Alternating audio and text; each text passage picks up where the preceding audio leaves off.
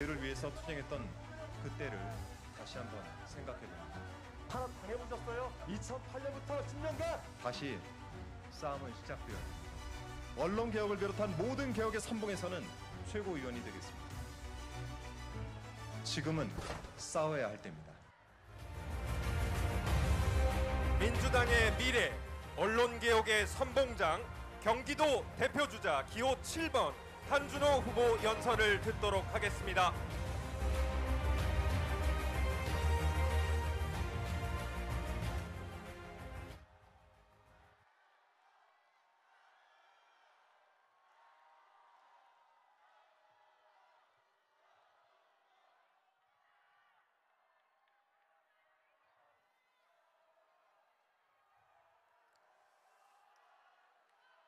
즐기고 계십니까?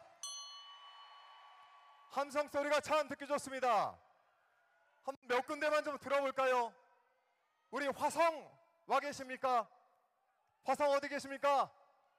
반갑습니다. 화성의 우정국민학교 출신 한준호입니다. 함성 소리가 작군요. 평택 한번 가보겠습니다. 평택 어디 계십니까? 평택의 청북초등학교 안중초등학교 한준호입니다. 반갑습니다. 네, 경기도는 제가 20년간 살아왔던 곳입니다. 우리 130만 우리 도민들과 100만 당원들의 힘으로 사기민정부를 이루겠다는 자신감이 있으시죠? 우리 당의 다양성이 부족합니까? 우리 당은 강력한 지도자 중심으로 포용성을 넓혀가야 되는 것입니다. 제 말이 들렸습니까? 친애하는 우리 당원 동지 여러분, 저는 저희 아버지 직업으로 인해서 초등학교 때 7군데를 전학을 다녔습니다. 전라북도, 경기도 이곳을 오가면서 제가 배운 것이 하나 있습니다. 어렸을 때 새로운 곳에 가면은 나를 강인하게 만들어서 상대가 공격을 하지 못하도록 만드는 것이 살아남는 것이다. 우리 당이 당하고 있는 현실을 볼 때 왜 유은혜가 협치를 하는 모습을 보이면서도 상대에게 굴하지 않는 강함, 이것이 우리 당에게 필요한 것 아니겠습니까?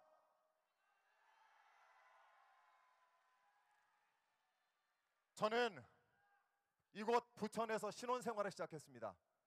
부천 작동은 제 신혼집이 있었던 곳이고 그곳에서 첫 아이를 낳았습니다. 부천 중동에선 처음으로 공무원 임대주택에서 둘째 아이를 낳고 MBC에 합격을 했습니다. 경기도는 제게 꿈을 주었습니다. 고양시에서는 제가 처음 서른이 돼서 제 첫 집을 마련했던 곳입니다. 우리 경기도 주민 여러분, 정말 감사합니다. 제게 꿈을 주셔서. 저는 오늘 이 자리에서 여러분께 두 가지를 고쳐드리고 싶습니다.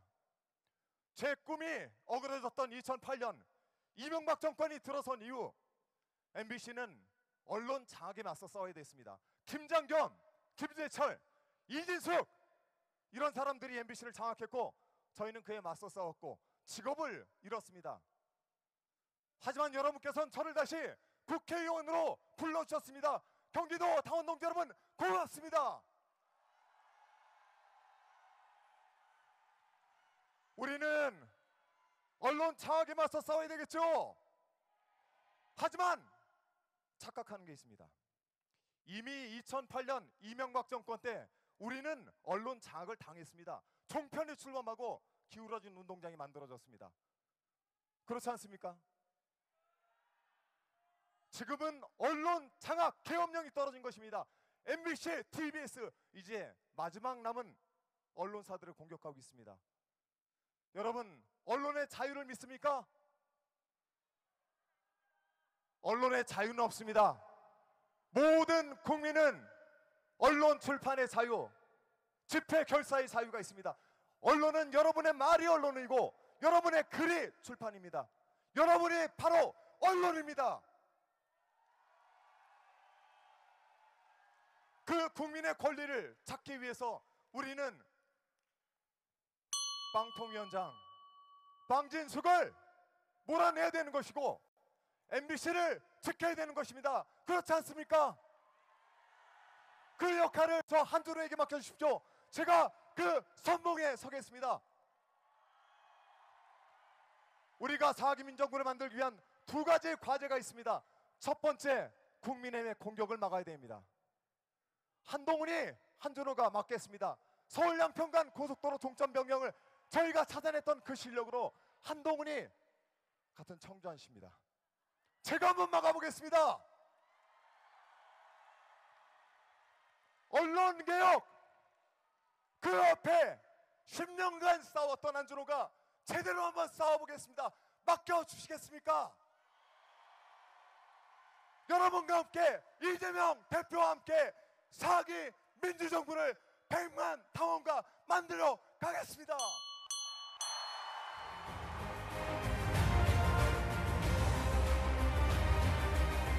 지도자, 도덕한 정치인의 비리를 파헤치는 데 앞장설 것입니다.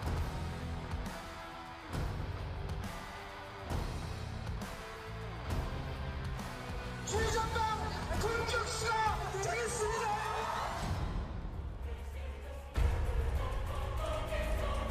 이명박을 끝장낸 정봉주, 윤석열을 탄핵하겠습니다. 기호 3번 정봉주 후보의 연설을 들어보겠습니다.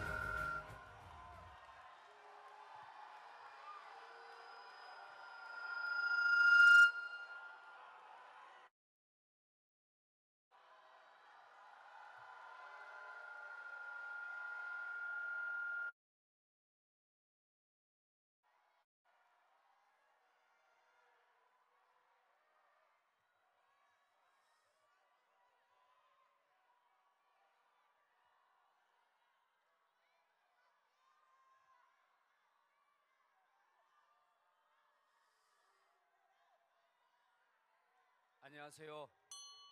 정봉주입니다. 저는 부족함이 많은 사람입니다. 그래서 정치적 시련도 많았습니다.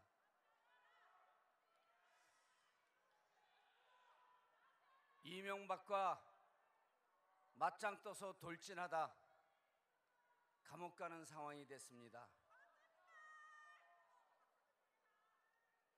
제가 그때 감옥 가지 않았으면 15년간 정치 낭인이 되지 않았을 겁니다. 그때 이명박이 MB 특검이 여러분 기억나실 겁니다.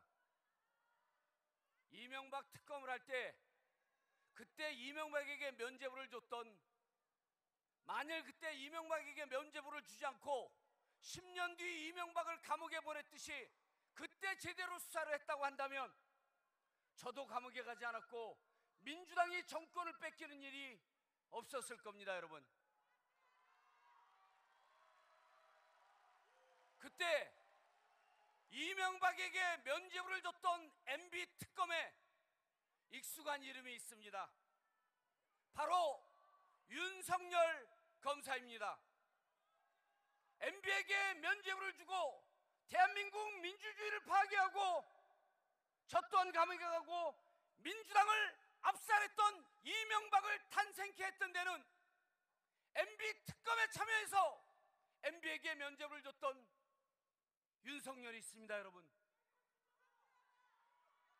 저에게 14년 뒤에 윤석열은 대통령이 돼서 지금 민주당을 괴멸시키려 하고 있고 민주당의 가장 유력한 대권주자 이재명 대표를 죽이기 위해서 안간힘을 쓰고 있습니다. 여러분, 저는 운명처럼 숙명처럼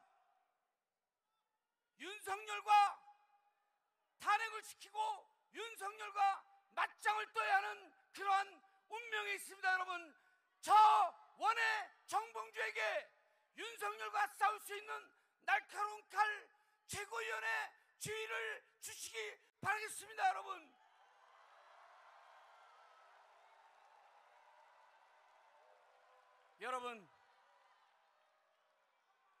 여러분, 민주당이 이기기 위해서는 하나의 민주당이 되어야 합니다. 첫째도 단결, 둘째 둘째도 단결, 셋째도 단결입니다. 조중동이 윤석열이 가장 두려워하는 저 정봉주를 죽이기 위해서 프레임을 놓은 곳에 갈라치기에 저 정봉주에 대한 음해와 모략이 도를 넘어서고 있습니다. 아픕니다. 아픕니다. 너무 아픕니다. 동지들의 질타가 너무 아픕니다. 여러분, 이 자리에 정청래 최고위원이 계십니다. 2년 뒤에 어제 전화가 왔습니다. 2년 뒤에 내가 그렇게 공격을 받았다. 그때 조중동이 정청래 불안한 인물이다.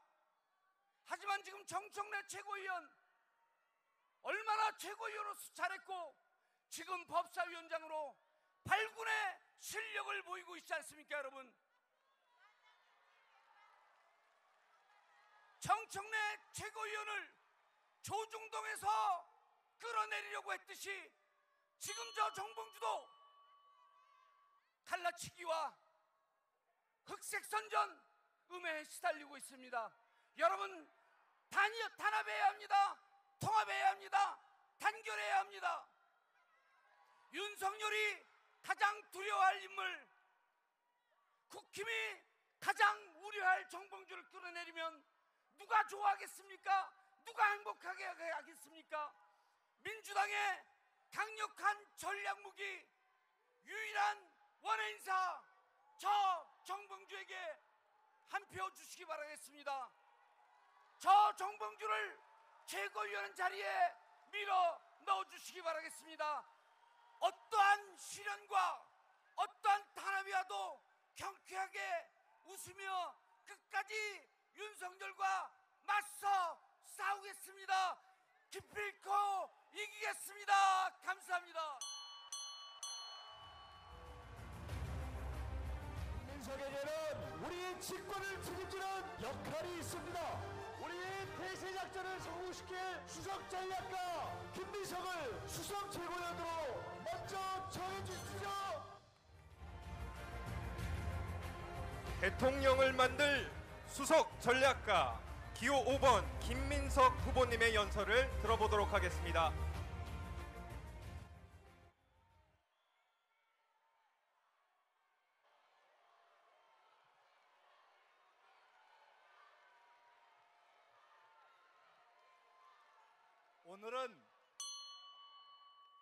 오늘은 연설을 하지 않고 지금 우리의 상황이 어떠한지, 우리의 과제가 무엇인지 우리 당의 가장 강력한 전진기지인 경기도의 당원 동지 여러분과 차분하게 말씀을 좀 나눠보고 싶습니다. 그래도 되겠습니까? 첫째, 검찰 정권을 연장하기 위한 결사작전이 시작되었습니다.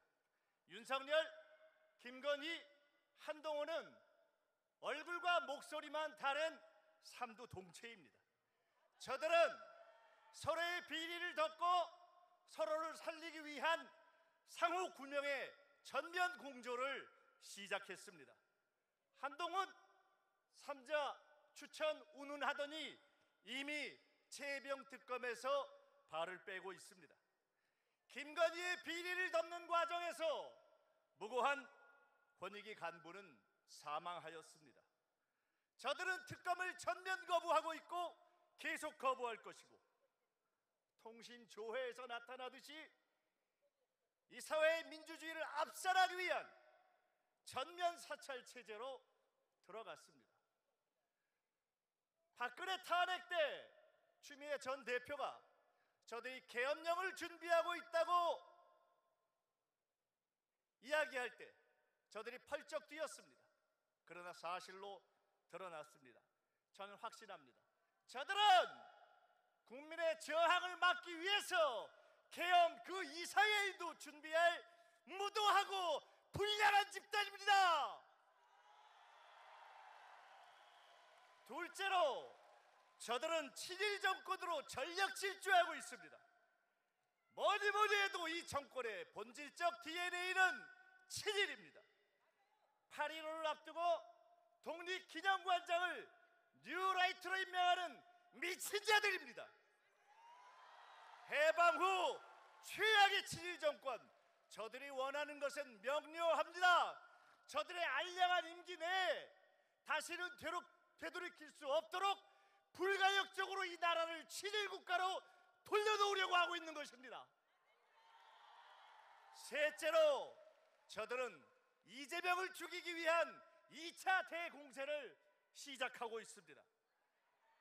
체포동의안을 갖고 이재명을 죽이려는 저들이 이제는 이재명을 법정에 연금시키고 당을 마비시키고 분열시키려 하고 있습니다.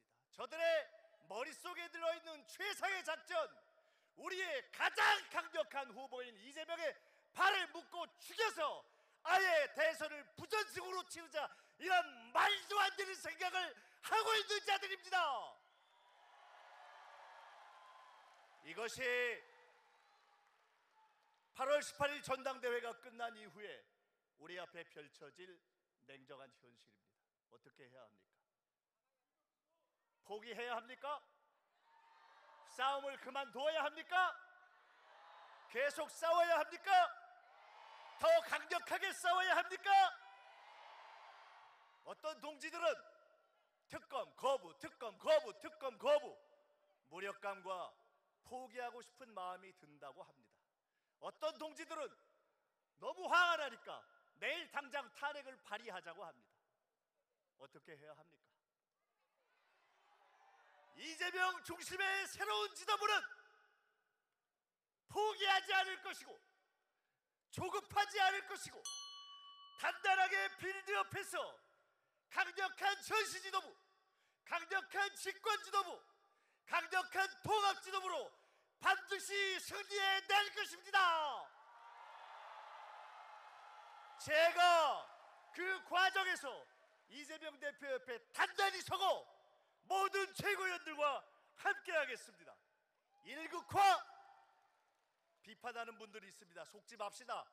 일사불란해야 합니다. 이재명 씨 대선에 이길 수 있습니까? 착각하지 맙시다.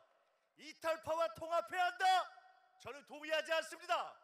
우리는 강력한 정책으로 우리의 지지 기반을 넓혀야 하겠지만 정권 교체를 위해 원칙을 가지고 당원의 힘을 믿고 이재명과 함께 단호하게 뭉쳐서 반드시 승리할 것입니다.